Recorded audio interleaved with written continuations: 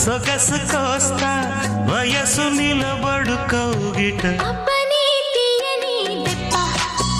ఎంత కమ్మగా ఉంది రోయప్ప అమ్మ నేనున్న నీ బుగ్గ ఎంత లేతగా ఉన్నదే మొగ్గ పురుషుల్లో నా పుంగవా పులకింతుస్తే ఆగవా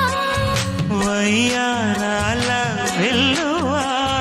వాటేస్తుంటే వారే